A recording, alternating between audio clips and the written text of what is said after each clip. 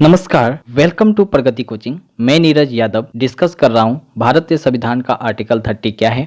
अब जानते हैं आर्टिकल 30 इतना चर्चा में क्यों है। क्योंकि एक चर्चित फेसबुक यूजर दिनेश प्रताप सिंह चौहान आज से 3 सप्ताह पहले फेसबुक में एक पोस्ट किए थे जिसमें लिखा गया था आर्टिकल 30 के तहत मदरसों में कुरान हदीस पढ़ाई जाएगी। और ये हदीस क्या होता है? मुसलमान समुदाय का एक साहित्य होता है। आर्टिकल 30A के तहत स्कूलों या गुरुकुलों में भगवत गीता, वेद, पुराण ग्रंथ नहीं पढ़ाया जाएगा। क्या यही है भारत की धार्मिक स्वतंत्रता? इसमें बदलाव जरूरी है। बहुत सारा स्टडी करने के बाद वास्तव में मुझे ये पता चला कि ये जो आर्टिकल 30 है ये होता ही नहीं है। आर्टिकल 30 ये क्या होता है? भारत संविधान के भाग 3 आर्टिकल 12 से 35 तक भारतीय नागरिकों के लिए मौलिक अधिकार की बात की गई है। और ये 12 से 35 तक के अंदर ही आता है आर्टिकल 30 जो मौलिक अधिकार के ऊपर बात करता है, लेकिन ये बात करता है अल्पसंख्यक समुदाय के बारे में।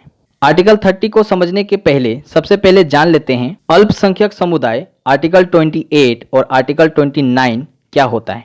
27 जनवरी 2014 को भारत के राजपत्र के अनुसार मुस्लिम, सिख, ईसाई, बौद्ध, पारसी और जैन धर्म के लोगों को भारत में अल्पसंख्यक का दर्जा मिला था। आर्टिकल 28 कहता है कि जो भी शैक्षणिक संस्थान धन से चलते हैं उनमें कोई भी धार्मिक निर्देश नहीं दिया जाएगा। वहीं आर्टिकल 29 अल्पसंख्यकों की भाषा, लिपि और संस्कृति के संरक्षण से संबंधित है। आर्टिकल 30 क्या होता है? यह अल्पसंख्यक वर्गों का अधिकार होता है जिसमें वे देश में शैक्षणिक संस्थानों की स्थापना और प्रशासन कर सकते। इसे और अच्छे से अंडरस्टैंड करने के लिए आर्टिकल 30 के प्रोविजन को देख लेते हैं। पहला यहाँ प्रोविजन है, सभी अल्पसंख्यक देश में अपनी पसंद से शैक्षिक संस्थानों को खोल सकते हैं और उसे संचालित भी कर सकते। इसी में 1A है, जब राज्य सरकार अल्पसंख्यकों के शैक्षिक के लिए कानून बनाए तो उनका अधिकार ना रुकना चाहिए ना निरस्त होना चाहिए। नंबर 2 है, राज्य सरकार अल्पसंख्यकों को शैक्षणिक आर्थिक सहायता देने में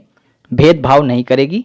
आर्टिकल 30 में अल्पसंख्यक के समुदाय को यह अधिकार देता है कि वे अपने बच्चों को किसी भी भाषा में शिक्षा दे सकते हैं। इसका मतलब यह है कि मुसलमान समुदाय अपने बच्चों को उर्दू, ईसाई, अंग्रेजी किसी माध्यम से पढ़ा सकते हैं। अल्पसंख्यक शिक्षण संस्थान भी अलग अलग प्रकार के होते हैं। हमारे देश में 3 तरह के अल्पसंख्यक हैं। पहला है सरकार से मान्यता और आर्थिक सहायता की मांग करने वाला। बी है ऐसी संस्था जो राज्य की मान्यता की मांग करती है और उन्हें आर्थिक सहायता नहीं चाहिए। सी है जिसे दोनों नहीं चाहिए, ना उसे मान्यता चाहिए ना उसे आर्थिक सहायता चाहिए। इन तीनों प्रकार के संस्थानों में ए और बी सरकार के सभी नियमों का पालन करने के लिए बाध्य होते हैं। वहीं तीसरे प्रकार के संस्थान अपने नियम को लागू करने के लिए स्वतंत्र होते हैं। आर्टिकल 30 पर सर्वोच्च न्यायालय ने भी अपना एक निर्णय दिया है। जब 2007 में Malankara Syrian Catholic college case आया था तभी सर्वोच्च न्यायालय का निर्णय था कि अल्पसंख्यकों को दिए गए अधिकार बहुसंख्यक के साथ समानता प्रदान करना है। और इसका मतलब यह नहीं है कि अल्पसंख्यकों को बहुसंख्यकों से तुलना कर अधिक अधिकार प्रदान करना है। इन सभी चीज़ों से हमें यह पता चलता है कि जो आर्टिकल 30 ये हमारे संविधान में मौजूद नहीं है। बस ये गलत पोस्ट के कारण ये आर्टिकल 30 जो है इतना चर्चा में रहा। और इस पोस्ट के कारण जो हम लोग का संविधान है, जो मजबूत पवित्र संविधान है, वो कमजोर होते जा रहा है, उसे बदनाम किया जा रहा है। इसलिए ये जो न्यूज़ था वो हमारे और आपके जैसे पब्लिक के लिए बहुत ही ज़्यादा इंपॉर्टेंट था। वीडियो कैसा लगा आप कमेंट कीजिए। मिलते हैं नेक्स्ट वीडियो में। जय हिंद, जय भारत।